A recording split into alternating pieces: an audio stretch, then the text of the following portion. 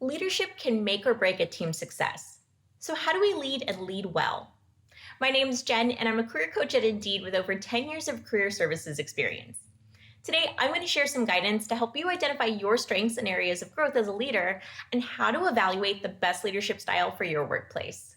I'll also touch on specific behaviors you can cultivate to be a good leader and opportunities that can allow you to more formally develop your leadership knowledge and skills. Be sure to stick around to the end where I'll share my tips on how to display leadership skills on your resume. You don't want to miss this. First, let's define what leadership looks like at work. A leader can be someone who's been formally appointed to guide a team, project, or department, or they can be somebody who simply sees a need and steps in to deliver the desired results, often helping others do the same. If we think about leadership as a skill set, it would be the ability to inspire others to pursue a goal while offering support in the process. Often, showing natural or unprompted leadership skills lead to more opportunities for you to lead formally. So how can you become a good leader at work? Let's talk about 4 important steps you can take to improve your leadership skills in the workplace. Step 1. Identify leadership skills that you may already possess, as well as ones that you want to develop.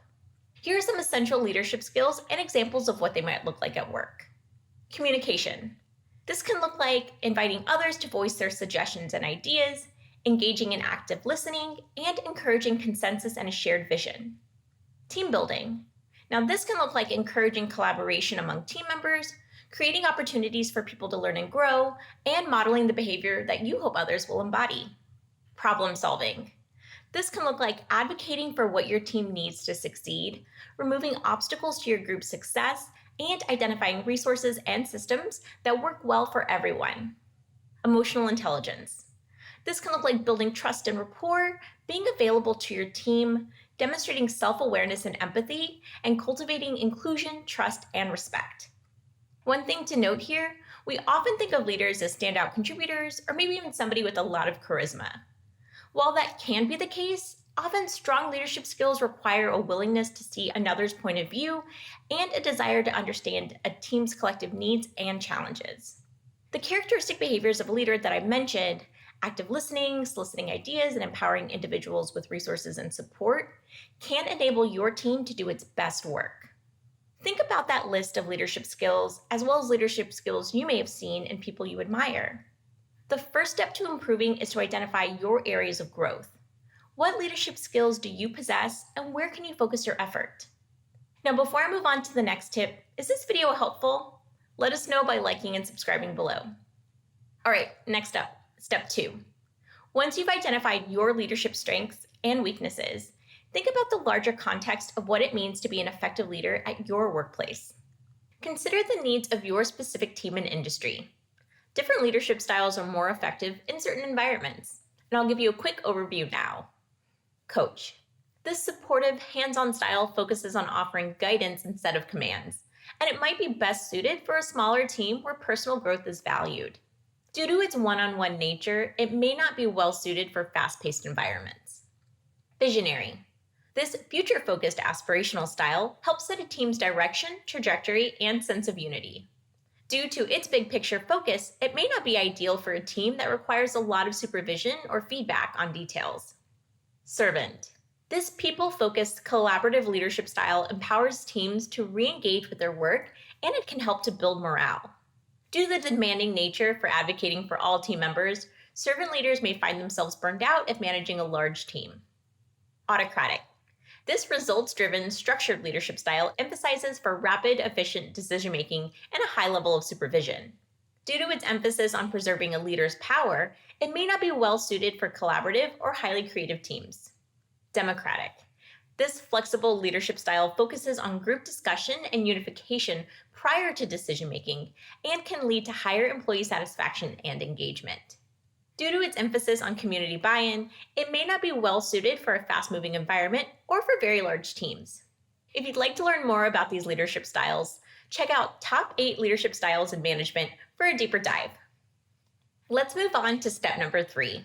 Once you've identified your leadership skills and the leadership style best suited for success at your company, put that information to use by identifying ways to lead at work.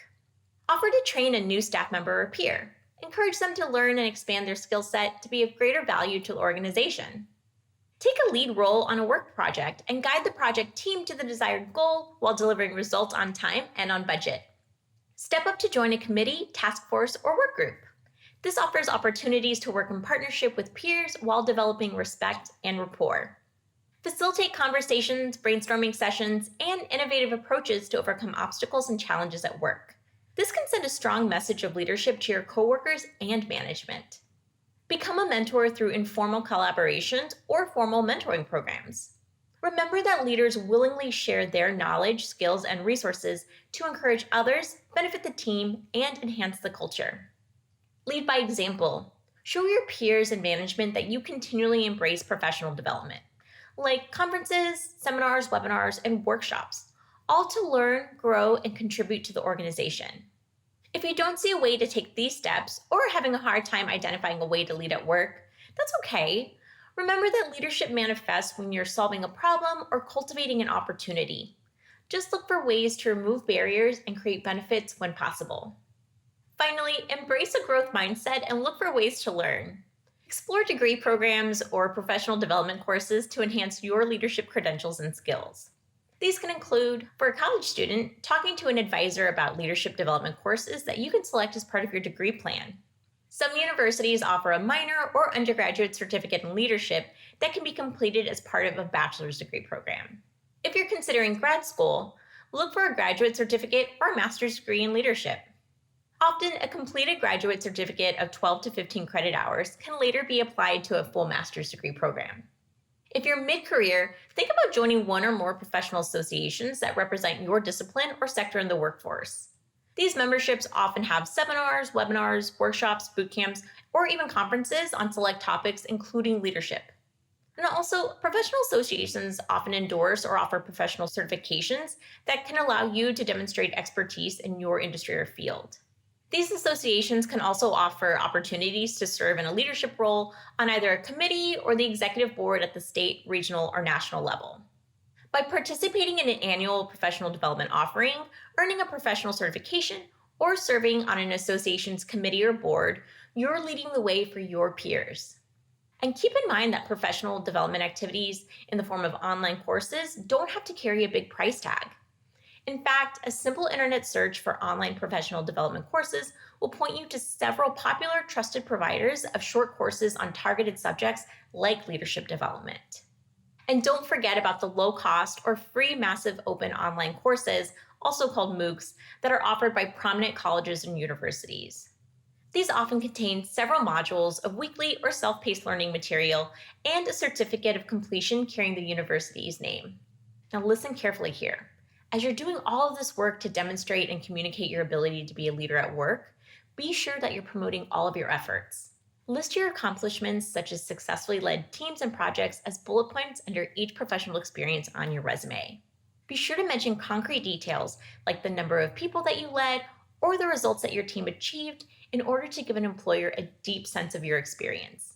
And remember to add any formal learning program like a degree, certificate, or professional development activity to your resume and your online professional profiles.